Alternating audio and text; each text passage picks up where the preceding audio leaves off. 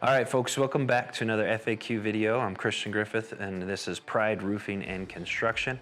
Today we're going to be talking about funding your job, and more specifically, should you give your contractor a deposit before they start? So this is a bit of a controversial subject when you talk from competitor to competitor. Everybody has their own P's and Q's, but I'm going to talk from our perspective just to give a little bit of explanation. We as a company do require an upfront payment.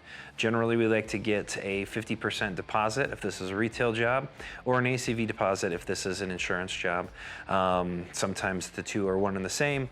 If you've watched all my other videos, you know what I'm talking about when I say ACV deposit. Now, why do we do this? I'm going to just boil it down to simple reasoning with an insurance job and expand on that a little bit in terms of like how a business is ran and cash flow and things like that. So when you're working with an insurance company, I know I've beaten a dead horse with the insurance conversation, but I'm going to bring that up because this is a little bit more simple for explanation. When you're working with an insurance company, they separate your payments as the homeowner or the insured into two different payments, your ACV check and your depreciation check. Now, why do they do this? Right? Generally, the reason they're doing this is because they want to see that you've used the money they've given you for the work that you're actually completing. They want to see invoices, they want to see pictures, they want to see proof that you have taken the money they handed you to rebuild your roof or whatever it is that's damaged and pay that, or excuse me, and you've actually done that, and then they'll give you the remainder. Now, that puts us as contractors into a particular sticky situation. If they're paying you in two phases, where do we land on the scale, on the schedule of things to get done? Now, you think of it, you go to a retail store and you buy a pair of shoes, you pay for the pair of shoes, you're out the door, everything's great, everything's dandy, right?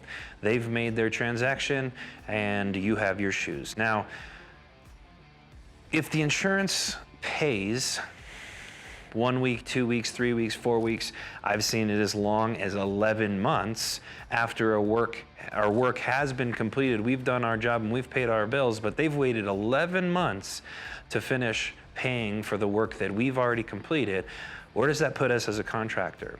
So the reason we take an upfront payment of 50% is because what we're going to do is cover some of our major expenses at the beginning. We call this a material and mobilization deposit.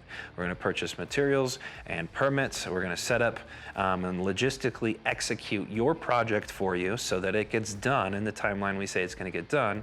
And then we're net negative until the insurance has funded the rest of that. If we waited till the very end and they've given you all the money, we probably could only complete one job every 1 to 3 months. Now, I have a 27-man team. How on earth would we be able to keep a business running and keep the lights on, keep the Wi-Fi paid for, if we were waiting for 3 months to do one job at a time? We couldn't.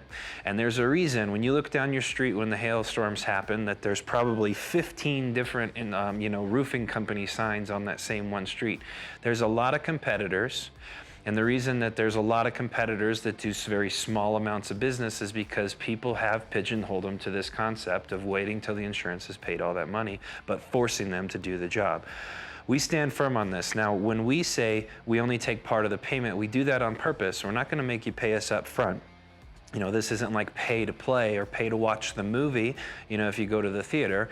We're going to use it for what's necessary to get the job executed, and then we're going to wait on that negative, position until the insurance has done the rest of their job. We do this for simple reasons. If you've only paid part of your bill, you always have the leverage as a client to make sure that we get the job done to the best. We're always working to do it to the best of our ability, but it's also up to your standards. You haven't paid all of it, but you have put skin in the game. So we're both mutually invested into this project.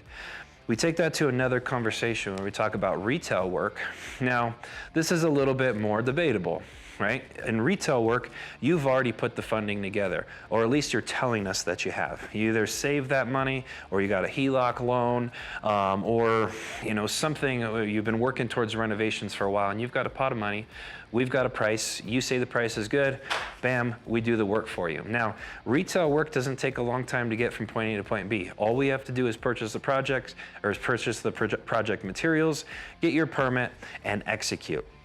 If we need to wait and we do all of the payment after it's all over and it's paid in full and you're happy, no harm, no foul, because we have, strategically put together the business where we could sit on that loss for a week or 2 weeks until it's time for you to pay.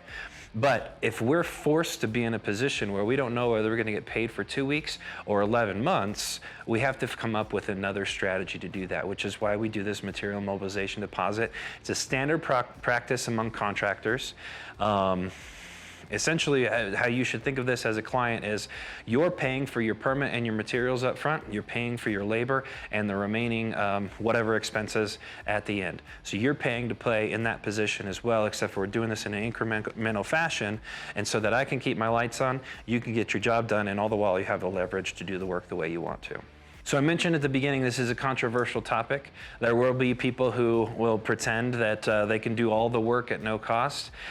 Trust me, if they get into a position where your insurance doesn't want to pay their bill to them for a long period of time, they're going to ask you for a piece of that pie. So let's just be honest and upfront at the beginning. We're a transparent company. If this is going to take a long time for us to do all of the insurance specialty work to get your provider to pay for the work that they've claimed that they're going to pay and is obligated or is a responsibility to pay to you and your claim, we're going to do all that work.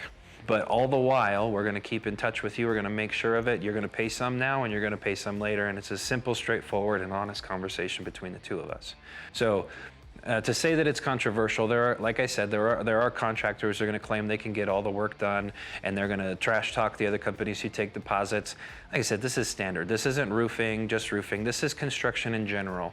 If you've ever worked, which I have, on multi-million-dollar projects or with, huge builders, there's a schedule of values, and what that means is you pay incrementally as you've completed things. And we're doing the exact same thing. We're modeling the same thing so that we can run a business for you, and your job doesn't take us out of business. And at the end of the day, everybody's happy. We've done the job, we've profited, and you got your project built to the form and fashion that you'd like. So, to summarize, deposits on construction work are a standard practice. The contractor is not shady that's asking for you that. If they are asking you for 100% of the project up front, run away as fast as you can. They're not the guy you want to work with. You need to have leverage in this conversation. You need to be able to see this through to completion before you complete that final payment. But standard schedule of value practice is something that happens in the construction industry and as a whole, and anybody who's asking you that and has this honest conversation with you is probably worth their weight. Now, again, this is Pride Roofing and Construction, or FAQ videos. Please like and subscribe, engage in this content, ask some questions. We've answered a lot of questions in this FAQ video series. We've blended some of the concepts together. We've talked a lot about insurance. We're trying to get further entrenched into what you really want. So please ask some questions, forward this to the people that have the questions. We'd love to engage. I'll catch you on the flip side.